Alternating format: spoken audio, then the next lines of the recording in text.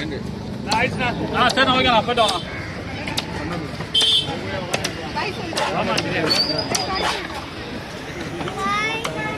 போய்ட்டு வாப்பா. இன்ஃபெக்ஷன் ஆகிடும் என்ன சொல்லாத.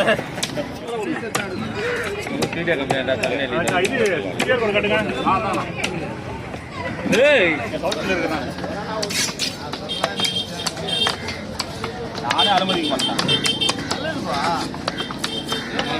எங்க பசங்களா இருந்தாலும் நான் வீட்டில் போய் குடிச்சிட்டு தான் கிட்ட வரேன்.